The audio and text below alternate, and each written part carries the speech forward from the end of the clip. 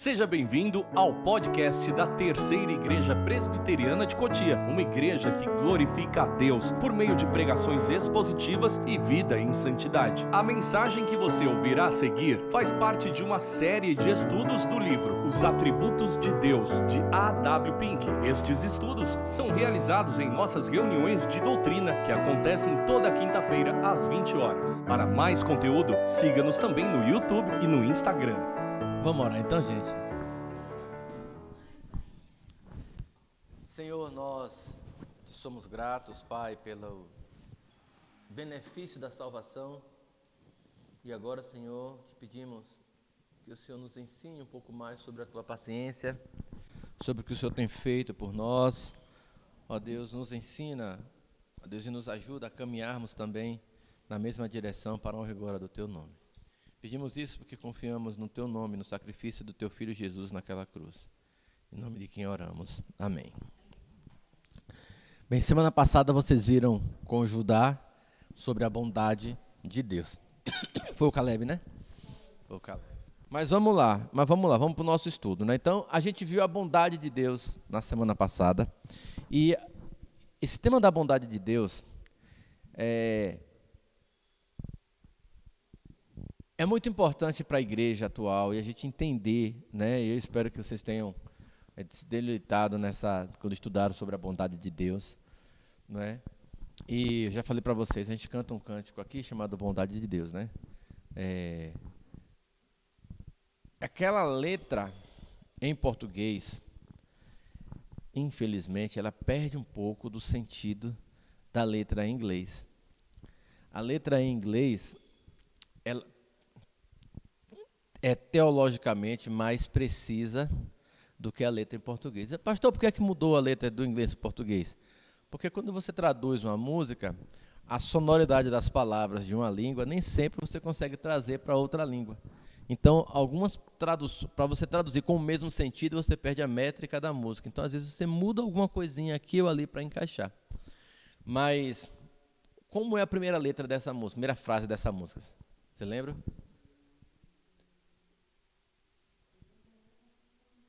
Não é isso? Aí, a música lá, ela vai trazer para a gente a ideia assim: a tua bondade me persegue, a tua graça me persegue. É mais do que nunca falha. Entende? Ela traz a ideia assim, que a bondade de Deus, a graça de Deus, ela persegue a gente. Né? Às vezes você quer caminhar até para longe dela, mas a bondade de Deus persegue a gente. Então, ela tem uma letra um pouco mais... São detalhes que, teologicamente, deixam ela mais profunda, né? Por isso que no refrão ela fala, tua bondade me seguirá, né? Aí faz sentido, por causa do começo da música. Aí, na nossa versão em português, esse refrão perde um pouquinho o sentido do que ele está falando. No geral, está correta a música, não tem nenhum problema teológico, até por isso a gente canta aqui na igreja. Mas a bondade de Deus... ela é um pouco diferente da paciência de Deus. E a graça de Deus é um outro atributo que também é diferente da paciência de Deus. Por quê? Porque a paciência, que é um atributo pouco falado, pouco estudado, e o Pink até traz essa reflexão, ele chama a atenção para isso. Ele diz assim, olha, os grandes autores que se dedicaram muito para falar sobre os atributos de Deus, passaram batido e nem sequer citaram sobre a paciência de Deus, nem sequer trataram desse assunto. Porque a paciência de Deus acaba entrando, sendo tratada ali junto com a graça ou com a misericórdia, não é? Mas a gente vai ver que é importante para nós separarmos esse atributo para estudá-lo detidamente. Lembrando sempre que quando eu estudo um atributo, eu não posso estudá-lo isoladamente dos demais, né? Porque senão eu vou criar um conflito na pessoa de Deus que eu não posso ter. Lembra que eu falei para vocês que Deus é simples. Lembram por que Deus é simples? Porque ele não pode ser dividido, não pode ser separado, não pode ser analisado por partezinhas. Então, ele é um ser simples, Não é? Isso aqui é filosoficamente falando, simplicidade. Né? Eu não posso mais dividir. Tá? Eu já falei para vocês esse exemplo. Quando eu quero estudar uma laranja, eu corto a laranja e vejo o que tem dentro dela. Aí eu separo as partes da laranja para estudar. Eu estudo a casca, estudo aquela partezinha branca, aí estudo a parte que fica se eu olhar bem pertinho, a gente vai ver na parte que fica o caldo ali dentro, né? E se eu quiser estudar a semente, o que é que eu faço? Quebro a semente de novo. E aí vou estudar. E se eu quiser quebrar o que tem dentro da semente, estudar o que tem dentro da semente, eu quebro aquilo de novo. Vou quebrando, até chegar no microscópio. E aí vou quebrando, até chegar no nível atômico dos partículas para estudar. Então a gente estuda quebrando e dividindo. Deus, eu não posso fazer isso. Deus, eu não tenho como separá-lo de alguma forma para estudar. Tá? Então, quando nós falamos dos atributos de Deus e estudamos eles separadamente, eu tenho sempre lembrar que isso é uma divisão didática. De maneira que a bondade de Deus e a justiça de Deus, elas estão sempre em harmonia. Deus é justo e é bom. Deus tem ira e Deus tem amor. E Deus é amor, não é? E a ira de Deus e o amor de Deus, eles não entram nunca em contradição. A ira dela é amorosa. A ira de Deus é amorosa. Deus não perde o seu amor quando ele age com ira. Mesmo quando ele pune o ímpio, não é? E manda para o inferno, Deus não deixa de ser amor porque mandou o ímpio. Por que eu estou dizendo isso no começo desse estudo? Porque as pessoas lá fora abusam da paciência de Deus, porque diz que Deus é amor. Então, como é que um Deus é amor pode mandar alguém para o inferno? Já viram isso em algum lugar? Como é que um Deus que... Se Deus fosse Deus, ele não permitia essas desgraças todas que acontecem no mundo. Se Deus fosse Deus, não permitia que meu filho morresse nos meus braços. Se Deus fosse Deus, não é? Meu pai não teria morrido. Que Deus é esse que tem todo o poder de fazer as coisas boas e permite que o mal domine esse mundo perverso que a gente tem? Porque essas pessoas separam esses atributos de Deus e acabam dando mais peso a um do que a outro. A gente vai ler os textos bíblicos e a gente vai refletir um pouco sobre eles e esse aspecto da paciência de Deus, tá bom? Vamos começar pelo Pedro e a ordem não importa muito, tá bom? Vou ler Romanos 9:22. Que diremos se Deus, querendo mostrar a sua ira e dar a conhecer o seu poder, suportou com muita paciência os vasos de ira, preparados para a destruição?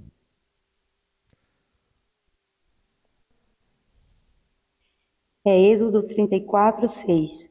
O Senhor Deus é compassivo em bondade, é tardio em irar-se e grande em misericórdia e fidelidade. Números 14:18. O Senhor é longânimo e grande em beneficência, que perdoa a iniquidade e a transgressão, que o culpado não tem por inocente, e visita a iniquidade dos pais sobre os filhos, até a terceira e a quarta geração. Salmo 86:15. Mas tu, Senhor, és Deus compassivo e cheio de graça, paciente e grande em misericórdia e em verdade. Percebam, todos esses textos falam sobre a paciência de Deus. Em alguns lugares isso vai estar como longanimidade, não é? O que Karen acabou de ler agora vai exaltar a ideia de Deus demorar para exercer o seu juízo. Então, o Pink vai definir a paciência de Deus como a capacidade que Deus tem de autolimitar a sua ira. Então, Deus, na sua soberania e poder, ele diz a si mesmo: eu não vou agir com ira agora. Eu vou guardar a minha ira e vou aplicar no tempo certo. Porque tem um motivo. E ele não age irado como nós, que a gente ira, perde a paciência e aí os filhos pagam, por causa que a gente está cheio de problema na cabeça, irritado com outras coisas, os bichinhos vai lá, a gente aí fala uma coisa com a gente perde a paciência e os trata mal por causa de nós não conseguimos, ou não é nem não conseguimos, não exercitarmos o domínio próprio para controlar a própria ira. A paciência de Deus é esse atributo que ele tem de restringir a sua própria ira para usar no tempo oportuno da sua grande e infinita vontade. Certo? Então, quando Deus deseja usar a sua ira e age com ira, ele não está usando a ira porque a paciência acabou. Ele continua sendo paciente, mas é que naquele momento era o tempo determinado para a sua própria ira. Então, pensem assim, o exemplo que eu estou usando aqui de filhos. Você fala para o filho, olha, se você desobedecer, você vai ficar sem ver TV. Ou você vai ficar sem um celular, ou você vai tomar uma chinelada no bumbum. E ele desobedece. Aí você pega ele, olha, eu já te avisei que se você desobedecer, você vai ficar de castigo. Eu vou tirar o seu celular. Aí passa um tempo, aí ele faz de novo. E você vai exercitando a longanimidade, a paciência com ele. E ele vai te testando. E ele vai te testando. E aí, às vezes, os filhos, eles confundem a paciência com a permissividade. Isso aí, cara, essa palavra que estava me faltando. Ele confunde a paciência com a permissividade. Então, não, minha mãe não vai. Até que o dia que você age você age com justiça com ele e aí pune, aí ele toma aquele susto e fala assim, uau, nunca imaginei que minha mãe pudesse fazer um negócio desse, nunca imaginei que meu pai pudesse fazer uma coisa dessa, entende? Ele toma um susto porque ele vinha jogando, esticando a corda para ver até onde você ia, testando os seus limites. Quanto menor é a criança, mais ele testa você, mais ele prova você. Conforme ele vai amadurecendo, ele vai percebendo que isso não dá muito certo, né? Ele vai percebendo as coisas que ele perde, não é? E cada filho vai ser diferente, vai agir de maneira diferente com relação a isso. Uns, o castigo físico resolve, só ameaça, você vai apanhar. Outros, não vai fazer diferença. Para uns,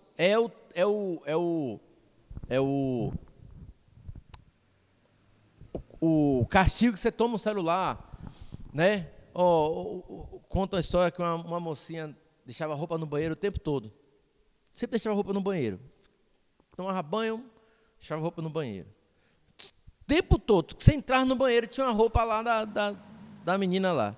Aí disse que o pai um dia pegou e falou assim, ela estava com a roupa lá, tá bom? Tá certo. Então, porque você deixa a roupa lá, você vai lavar o banheiro. E toda vez que eu achar a roupa sua lá no banheiro, você vai ter que lavar o banheiro todo. Tá aqui a vassoura, o cloro, tal, vai lavar o banheiro.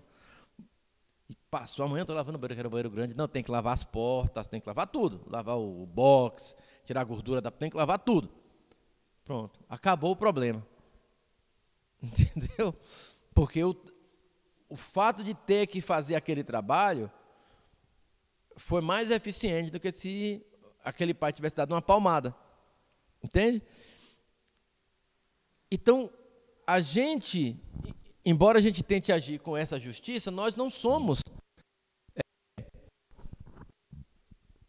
temos a perfeição divina de agir dessa forma. No momento certo, com a medida certa, sabe? Mas Deus não. Deus, quando ele se ira e despeja a sua ira sobre o mundo, ele não faz isso porque ele ficou nervoso, irritado, perdeu. Agora acabou, chega. Passar o rodo aqui, vou matar todo mundo lá no dilúvio. Não foi assim que Deus se comportou quando ele derramou a sua ira. Ele suportou a maldade na terra por muitos e muitos anos. Até o momento, não, agora já deu. A maldade do homem chegou no limite. Manda construir a arca. Ainda esperou mais ainda, não é? E ainda esperou mais. Então, veja que coisa interessante. Usar o exemplo lá do Velho Testamento, que é o texto que o Pedro leu. O que Paulo está falando lá em Romanos? que a gente pode falar, reclamar de Deus? Como eu posso questionar Deus? Se Ele quis suportar os vasos de ira. O que a gente pode dizer para Deus? Se Ele quis suportar, ou seja, Ele quis usar de paciência para mostrar justamente essa longanimidade. Como Deus demonstraria a paciência dele se Ele fosse... se você pecou, morreu, como aconteceu com Nadab e Abiú. E o Pink vai lembrar isso para nós. Vocês lembram da história, né? Eles receberam a lei de Moisés. E na lei de Moisés tinha especificado quais eram as ervas que tinham que fazer o incenso, de onde tinha que acender o fogo, como que deveria entrar no Santo dos Santos, no tabernáculo, com o incensário. Tudo certinho. Ensaiaram, treinaram, tudo bonito. Primeiro culto que esse cara foi entrar lá dentro, pegou fogo estranho e levou para o altar. O que é que Deus fez? Fogo. Fulminou os dois ali na mesma hora. Mas, nossa, então Deus não foi paciente ali. Deus já vinha suportando aquele povo por quantos anos? Então, o que Deus estava fazendo ali não foi porque Deus foi impaciente ou perdeu a paciência ali e exerceu o juízo dele. Mas aquilo é um princípio bacana até para a gente usar no nosso culto hoje. Porque Deus não disse que ele não podia usar o fogo estranho.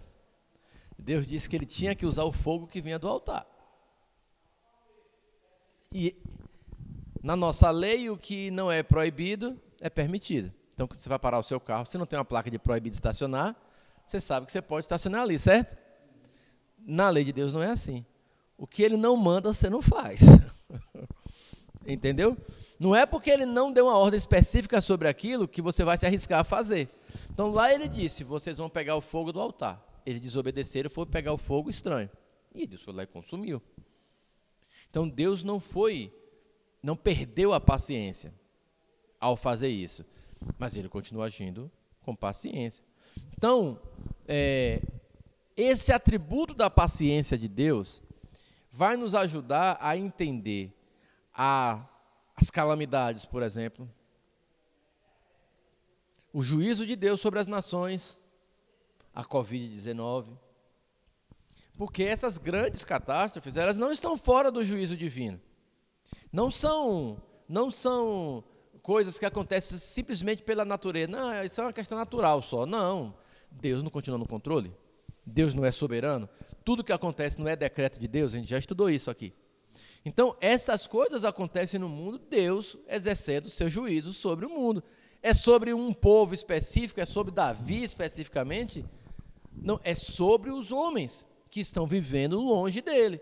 E tem povo que sofre mais, porque Deus pesa a mão mais por conta da idolatria mesmo. Então, a paciência de Deus deve me motivar a olhar para a situação, para o dia a dia, para o meu cotidiano, para o meu contexto, e entender que os meus pecados, cedo ou tarde, serão pesados na balança. Ok? Vai chegar o tempo em que Deus vai exercer o seu juízo. Na vida do crente, ele exerceu o juízo condenatório em Cristo Jesus e o crente não vai para o inferno, certo? Mas as consequências dos nossos pecados, elas chegam. E embora Deus seja longânimo e paciente, você faz hoje, faz amanhã, vai fazer uma hora, Deus vai dizer, chega. Não permito mais que você faça isso. Entende? E aí a gente vai assumir as consequências dos nossos pecados, que isso é diferente de maldição, ok? O crente não tem maldição. A maldição sobre o crente foi lançada em Cristo Jesus. O crente não é amaldiçoado por Deus, certo? O que nós colhemos são as consequências dos nossos pecados, que são desastrosas, tá? Então, eu conheci uma senhora outro dia que me disse que sempre foi cristã, que era cristã, mas que estava endemoniada porque queria deixar o marido, essas coisas todas. E ela entende que o cristão pode ser endemoniado. Eu condeno essa irmã? Não, porque é falta de conhecimento. Entende? Então a gente olha para essa irmã com misericórdia, porque a gente não vai condená-la, mas é um pensamento equivocado. Da mesma forma, quando eu peco e eu recebo a recompensa do meu pecado, né, da consequência do meu pecado, aquilo que vem sobre mim, eu preciso estar atento que Deus não deixou de ser paciente comigo. E aí, vai ajudar na nossa oração. Porque você pode orar: Senhor, Tu és paciente, o Senhor é longânimo, tem misericórdia de mim, me trata com paciência.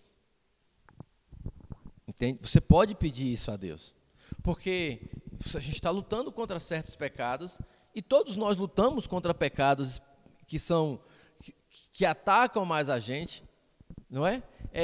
Seja aquela pessoa que fala sem pensar, seja aquela pessoa que não tem olhos puros, seja aquela pessoa que vive irada por qualquer coisa. Não tem gente que é assim, que parece que a ira está dentro da pessoa o tempo todo, a pessoa, e às vezes ela nem está irada, mas o comportamento dela já é beligerante. Sabe, tem gente que é assim, que ela não está irada, ela não está brava, mas ela fala de um jeito, né? Eu fui comprar uns vidros lá para a igreja lá, aí tinha uma mocinha, e aí ela é desse tipo assim, né? Você parece que ela está brava, cara enfesada assim, tal. Aí eu cheguei lá, e na mesma loja que vende vidro, também tem um armário lá que vende produto de beleza. E eu entrei lá no lugar para comprar os vidros, e ela estava no telefone e não percebeu que eu tinha chegado. Estava eu e o Leandro, né? Chegamos lá e ela não percebeu que a gente tinha chegado. A gente sentou na mesa e ela conversando lá com a moça lá. Não, você pode trazer aquele batom, aquele batom gloss que deixa a gente com bocão? E eu ouvindo ali, né? Nossa, quando ela me viu, pensa a vergonha agora. Ela ficou... Eu também quero um desse aí, deixar eu ficar com bocão grande, que eu vou dar para minha esposa, viu? Ela ficar com bocão grande também. E tal. E aí comecei a brincar com ela para desarmar, né? Porque eu achei que ela estava brava. Aí depois que eu comecei a conversar com ela, eu percebi que não é que ela estava brava, é o jeito dela, entende? Mas a gente precisa mudar isso. Não preciso viver assim, não é? E normalmente você faz isso porque você é assim, o tempo todo iracundo, beligerante, e aí agora o hábito seu é de, sabe, expressão facial?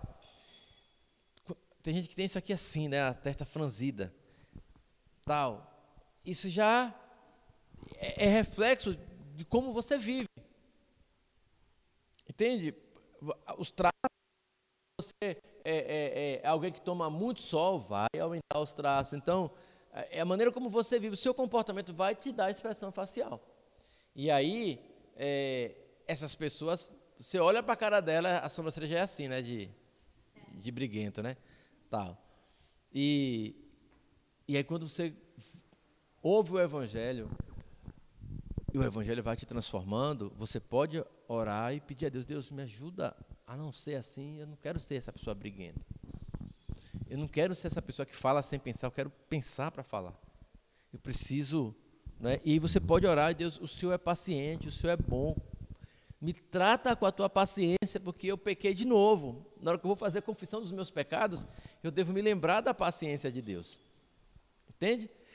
Vê que interessante, o texto que a Marinalva leu diz que ele é capaz, Deus é capaz, de visitar a iniquidade dos pais nos filhos até a 4ª geração.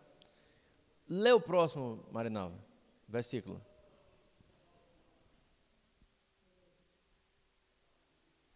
Números 14, 19. Perdoa, pois, a iniquidade deste povo, segundo a grandeza da tua beniguidade, e como também perdoaste a este povo desde a terra do Egito, que Até aqui. Perceba o que ele está do- dizendo. O Senhor é paciente e bom. O Senhor disse que visitaria a iniquidade dos pais nos filhos até a 3ª e a 4ª geração, mas que exerceria a misericórdia até a 1000ª geração.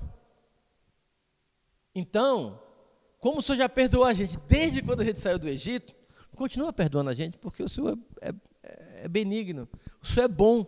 Então perceba que a benignidade de Deus gera a sua paciência, porque Ele é bom, Ele é paciente.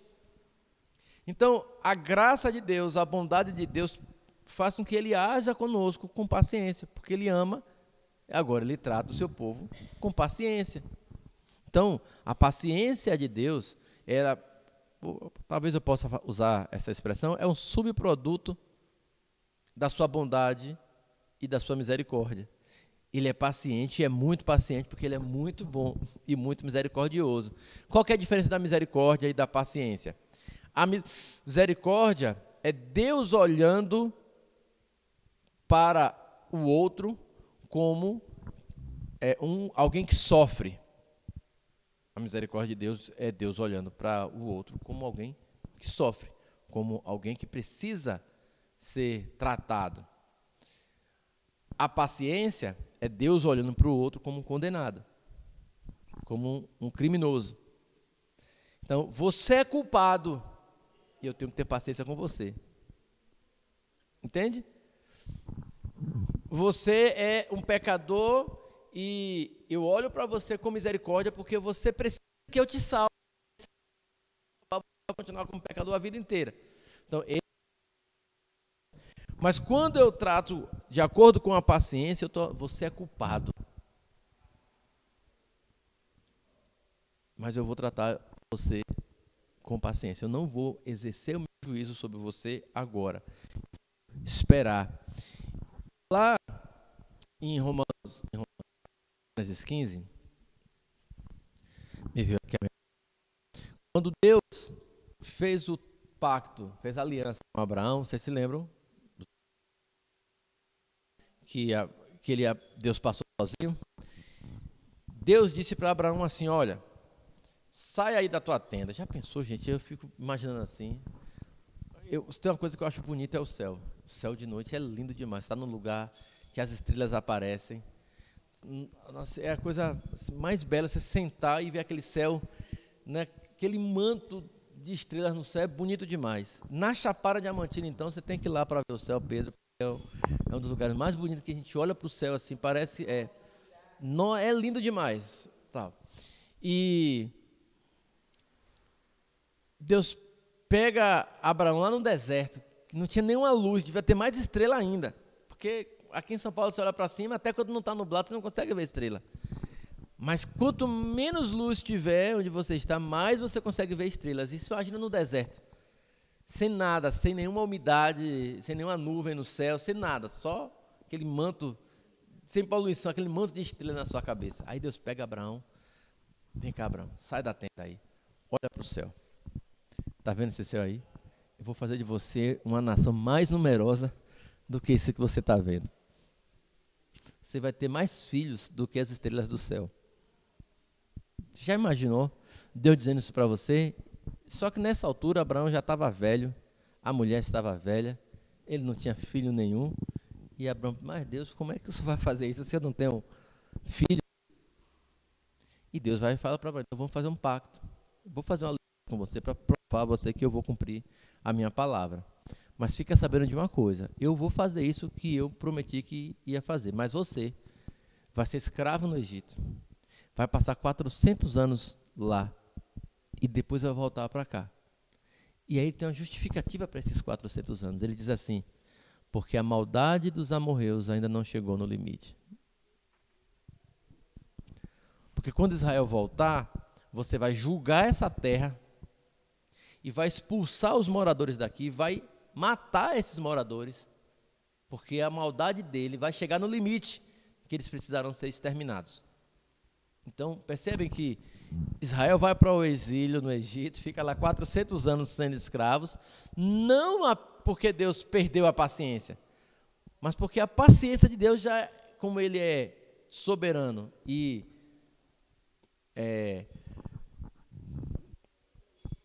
a sua vontade é perfeita, e ele é onisciente, ele sabe de todas as coisas, e ele determina todas as coisas, ele decreta todas as coisas, ele já havia decretado que ele iria por 400 anos ter paciência com Israel para trazê-los de volta, e depois ele teria paciência por 400 anos dos amorreus, porque a maldade deles ia progredindo, até o dia dele chega, agora eu vou exercitar a minha justiça e vou derramar a minha ira sobre vocês.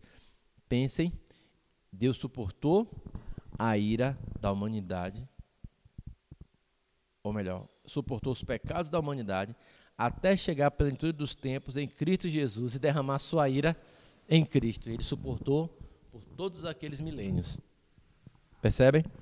Então, a paciência de Deus em nossas orações deve ser objeto de reflexão.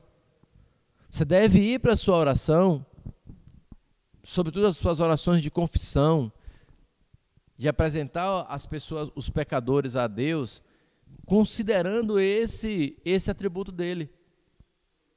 Porque se não for a paciência de Deus, eu deveria ter sido exterminado. Entende? Lembra da história de Pedro e como era o nome lá do casal lá que morreu lá de Pedro, lá em Atos? Ananias e Safira, sabe, Pedro? Eu sabia, só estava tentando te testar, tá? E aí, lá em Ananias e Safira, esconderam, mentiram para o Espírito Santo, chegou, já pensou se fosse aqui na igreja, Maranhão foi dar o dízimo, pastor, deu o dízimo aqui, tá bom, meu dízimo foi R$1.000, tá aqui.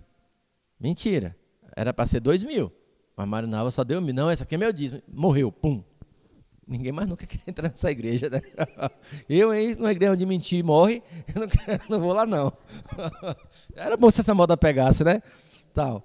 Então, não é? Mas veja só, o que acontece é que, naquele momento, Pedro nem deu chance, não falou nada, não. Você vai morrer agora aí, velho.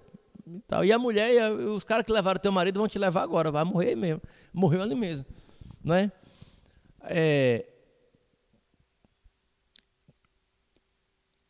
A gente, quando olha para esse texto, a gente fica pensando, Deus não teve nenhuma paciência, mas não foi o primeiro pecado deles. Entende?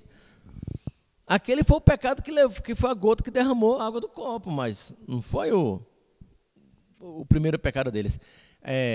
O Judá estava me falando, o Caleb, estava me falando que um colega dele no seminário foi reprovado o semestre passado, porque, por falta, lá no JMC, os seminaristas fazem tem uma obrigação semestral de participar de uma coisa que eles chamam de evangelismo JMC.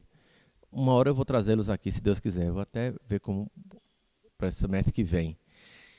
Vem 2 ônibus de seminarista para cá, e aí eles vêm com panfletos, tá, e descem aqui tudo distribuindo convite, vai de porta em porta, convidando as pessoas e tal, para o trabalho.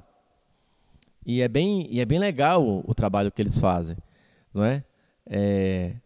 E ajuda bastante as igrejas nos bairros, para deixar as igrejas conhecerem nos bairros e tudo mais. E você não pode faltar. Se você falta, você tem um percentual.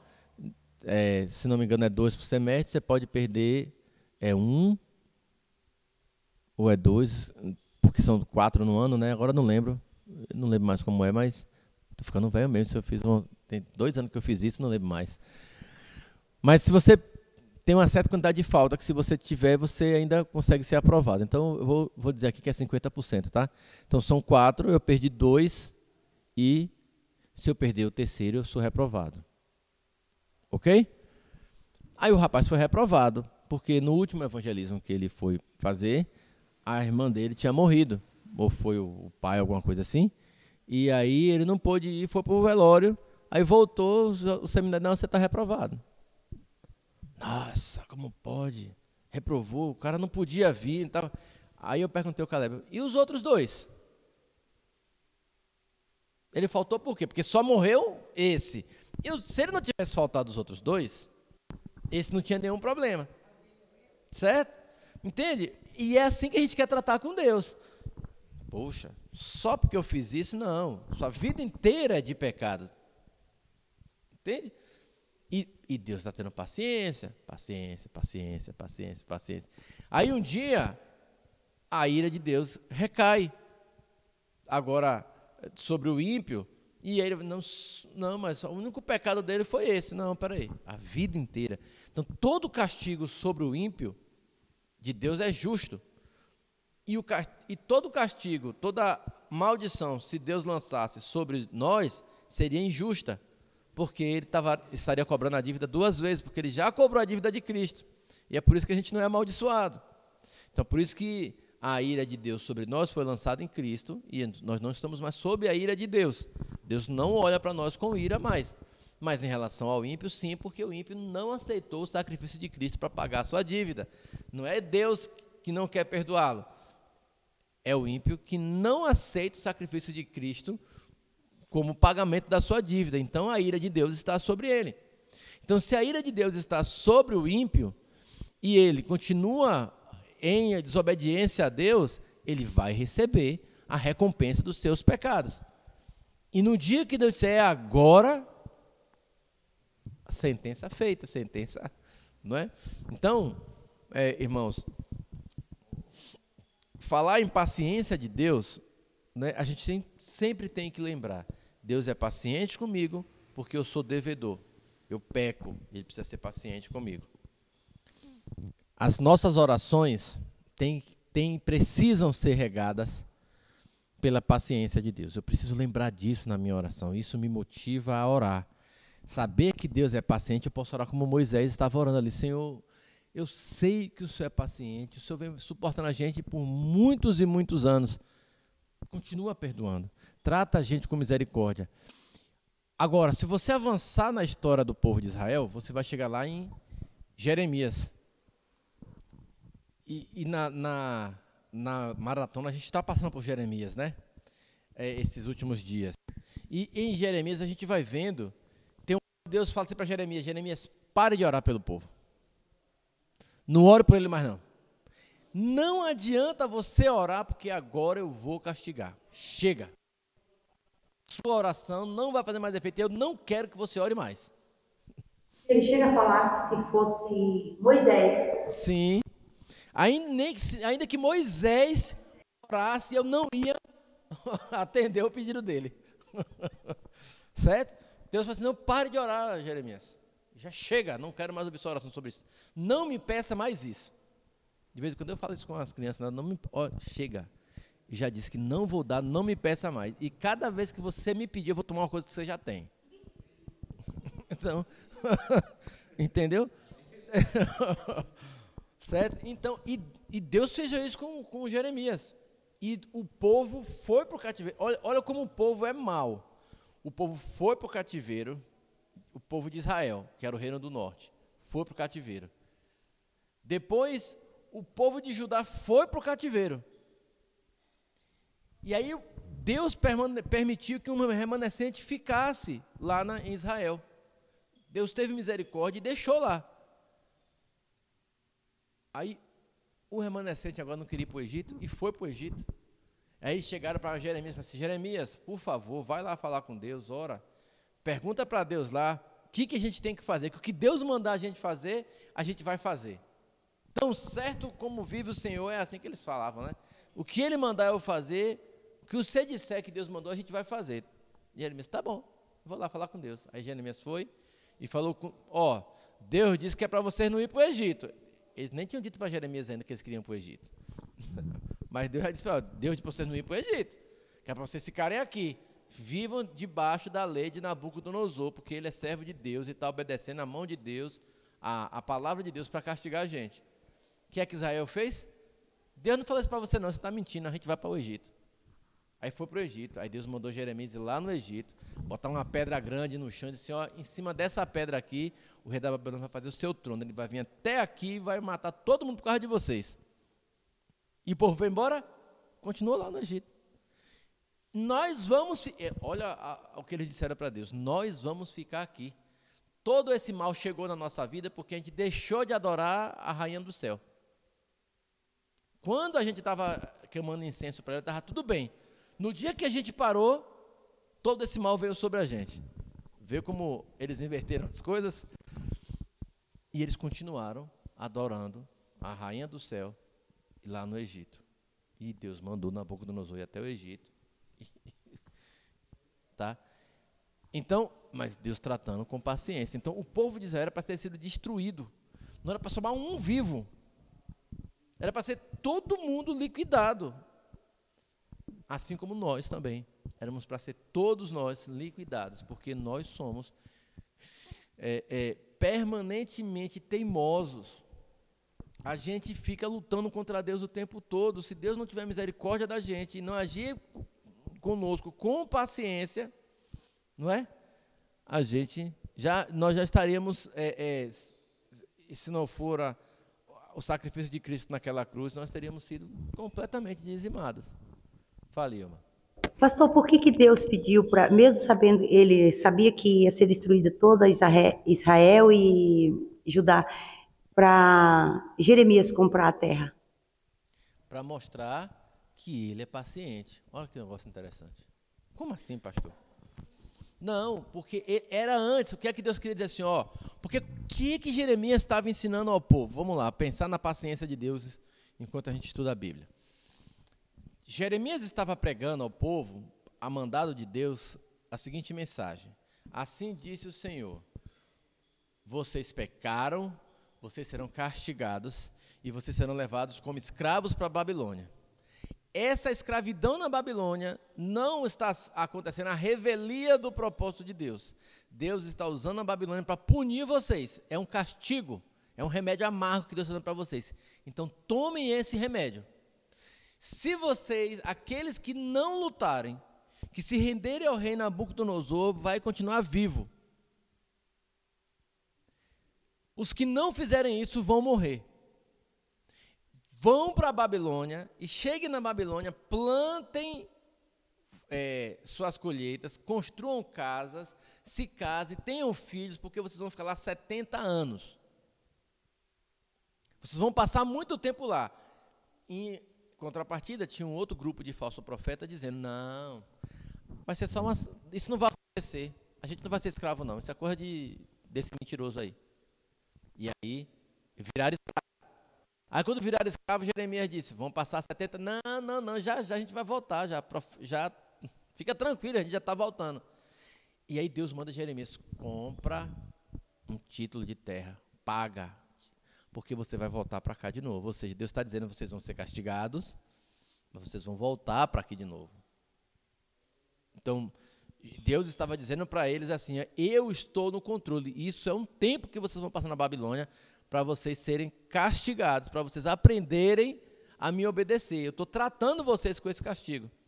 Então, por isso que Deus disse a Jeremias, compra e escritura o terreno. Entendeu? Para todo mundo saber que esse terreno é, porque você vai voltar para aqui e vocês vão usar esse terreno. Essa era a mensagem que Deus estava dando para Jeremias. Então, todos os castigos de Deus na Escritura, Deus usa da sua misericórdia e exerce a sua paciência. O primeiro castigo que Deus dá é para Adão e Eva. Não é isso? Deus disse a Eva, se vocês comerem, vocês vão morrer. Aí eles comeram. E aí Deus disse, você vai morrer, mas não é agora não. Vocês vão morrer. Vocês estão separados de mim, essa é a morte espiritual, certo? Mas a morte física vai chegar. Então, aguenta aí que na hora certa vai chegar. Mas ao mesmo tempo Deus disse para Adão, do suor do teu rosto comerá o teu pão. Não é isso? Isso aqui tem um castigo, não tem? Mas também tem a misericórdia, então, mas eu vou comer pão. Certo? Eu vou trabalhar, mas vou ter comida. Não vou morrer de fome. Para Eva, eu vou aumentar as dores de parto. Você vai sofrer não só para ter o bebê, mas para cuidar dos filhos também, que sofrer dores de parto não é só a dor do nascimento, mas é a dor de cuidar de um filho no mundo caído. Você vai, e é a mesma coisa que Maria sente quando a profecia vem para Maria lá, no Novo Testamento, que Jesus nasce, que aí o profeta lá, que vai lá, recebe Jesus no colo, diz assim: e você, Maria, uma espada vai transpassar você, e você vai sentir uma dor, tal. É Jesus sofrendo, é disso que ele está falando, entende? É a mesma coisa lá em Gênesis. Então, há a punição para Eva, mas nessa punição vem junto a misericórdia. Mas Eva, nessa sua dor, vai vir aquele que vai esmagar a cabeça da serpente. Percebe? Aí ele diz assim: maldita é a terra por causa de vocês. Ela vai produzir cardos e abrotes, mas vai ter uma terra. Entende? Então assim, vocês vão ter um lugar para ficar. Então, todo o juízo de Deus, ele vem regado com a sua misericórdia, e essa misericórdia é demonstrada na sua paciência. Então, ele vai exercendo paciência conosco, e a paciência vai mostrando como Deus é misericordioso e é bondoso. Entende? Mas paciência tem limite. Embora ele seja longânimo e perdoe a maldade até na 3ª e 4ª geração, até a 1000ª geração, mas quando chega a 1000 geração, ele exerce juízo. 1000 geração não é um número para você contar, é um número simbólico. 1000 na Bíblia, tanto no Velho Testamento quanto no Novo Testamento, e lá em Apocalipse, ele vai simbolizar que existe um número pré-determinado por Deus, que ele já sabe qual é o número, mas é um número grande, entende? Então, existe um número, não é assim, ad eterno, não tem um número, ele tem um limite. É igual quando você fala pro seu filho: já falei 1000 vezes com você, tipo isso. Aí Deus diz assim: os 144 mil, lá que os adventistas dizem que, não, os testemunhos de Jeová, né? Que só esses vão para o céu. 144 mil lá de Apocalipse. 144 mil de Apocalipse é que existe um número determinado por Deus dos seus eleitos. Nenhum dos 144 mil se perderá. Nós estamos entre os 144 mil, ou seja, não é só 144 mil pessoas. São 144 mil, ele está simbolizando essa multidão de pessoas, que é o número definido, que Deus sabe todos eles, e esses serão salvos. Ok? E aí, por conta da sua paciência, ele vai suportando a gente, suportando a história do universo, da humanidade, até o dia que ele vai vir das nuvens no céu e exercer o seu juízo. Esse a gente chama de o grande dia do Senhor. É o dia que Cristo vai voltar para, de uma vez por todas, exercitar a sua sentença de ira sobre os ímpios, restaurar a terra e a gente habitar no novo céu e nova terra. Então, irmãos, a paciência de Deus não pode fugir dos nossos olhos. Então, quando você estiver se sentindo triste, abatido por causa dos pecados, magoado, machucado, você se lembre da paciência de Deus. Lembra como Deus é paciente. Mas o diabo vai dizer no nosso coração assim: não, cara, não peço mais perdão não, porque toda semana você pede perdão por isso aí. Deus não vai lhe perdoar mais não. Já deu a sua cota, chega. E aí você lembra: Deus é paciente. Deus é longânimo. Então eu posso orar confiado, chamando esse atributo dele para a minha oração, para a minha conversa com ele. Entende? Deus, olha, o Senhor perdoou o povo, tem perdoado até hoje. Age comigo com paciência, mais uma vez. Então isso vai motivar a gente, vai dar coragem a gente para entrar no nosso quarto, nas nossas orações de confissão, né, e arrependimento. Pode, Karen? Um pedacinho aqui do livro. Uma razão pela qual Deus tolera que o crente permaneça carnal é que ele possa demonstrar a sua longanimidade para conosco. Lá em 2 Pedro 3,9. Desde que este atributo divino só se manifeste neste mundo, Deus se empenha mais em mostrá-lo para com os seus. E é isso mesmo. Então percebe que para nós que já fomos punidos em Cristo Jesus, Deus se alegra, se agrada ainda mais de mostrar a sua paciência para conosco. Então, isso vai fazer eco quando Paulo diz assim: onde abunda o pecado, superabunda a graça. O que é esse superabundar da graça? É Deus exercendo paciência. eu sou gracioso, então eu vou dar mais graça para o Pedro, e aí eu vou ser mais paciente com o Pedro. Entende? Percebe que tem uma interface das duas coisas acontecendo juntas, mas eu consigo ver claramente o que é a paciência e o que é a graça. Então eu posso, e esse é o interessante dos estudos sistemáticos da Escritura, porque a gente vai tendo consciência disso, embora fica mais visível. Exatamente. Como você fez essas separações, aí fica mais visível. Porque senão a gente mistura tudo e eu vou começar a achar que Deus é mais amoroso do que justo. Deus ama mais do que se ira mais. Não, Deus não ama mais do que se ira mais. A ira de Deus e o amor de Deus, eles não se confundem. E eu estou usando amor e ira porque são antagônicos, né? As pessoas imaginam que quando Deus está irado com alguém, ele não está sendo amoroso com aquela. Mas Deus tem a capacidade de se irar e ser amoroso ao mesmo tempo com a mesma pessoa na mesma hora. Porque a ira dele é santa, justa e boa. O amor dele é santo, justo e bom. Perfeito. Então, Deus não pesa a mão. Embora em alguns salmos diga assim, Senhor, não pesa a mão em mim não. Mas a linguagem do salmo ali é usando as palavras de Deus e aquilo que Deus quer te dar. Então, Deus não quer pesar a mão sobre você. Então, Senhor, não pesa a mão não. Entende? Me trata com justiça. Ele não está dizendo que Deus está sendo injusto com ele. Ele só está lembrando a Deus que ele é justo, lembrando humanamente falando, né? Na maneira de falar com Deus, que a gente usa a linguagem humana para falar com Deus. Eu não tenho a linguagem de Deus para falar com Deus. Deus é que desce na linguagem humana para falar comigo. Então, quando ele usa essa linguagem, ele não está dizendo que Deus está tratando ele com injustiça. Ele está dizendo, olha, eu reconheço a sua justiça e me trate como é, de acordo com a sua justiça. Me trate de acordo com a sua bondade, me trate de acordo com a sua paciência, me trate de acordo com o seu amor, com a sua graça, com a sua misericórdia, com o seu poder, com a sua soberania. Então, lembrar desses atributos, irmãos, faz a gente a presença de Deus.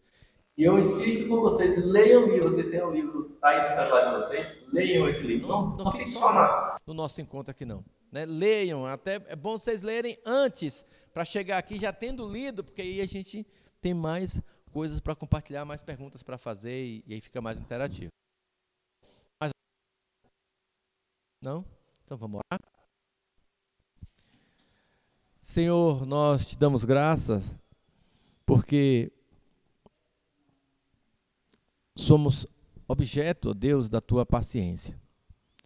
O Senhor olha para o teu povo e ao olhar para nós, o Senhor demonstra toda a tua bondade e graça ao exercer, ó Deus, paciência para conosco, sabendo que nós merecíamos, ó Pai amado, as consequências reais dos nossos pecados, mas muitas vezes, ó Deus, o Senhor age com misericórdia e nos alivia os fardos, o Senhor nos capacita, o Senhor nos ilumina, o Senhor nos consola, quando na verdade nós deveríamos ser entregues aos nossos próprios pecados. Mas a tua graça, a tua bondade faz com que o Senhor tenha paciência e suporte ainda mais os nossos pecados, as nossas infrações e faltas diante da tua graça, da tua santidade, Senhor.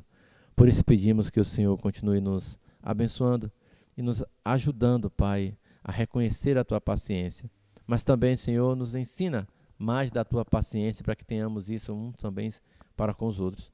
Possamos exercer paciência, Senhor amado, aos nossos irmãos, àqueles que estão fora da igreja. Pai, nos dê um coração paciente, assim como o Senhor Jesus.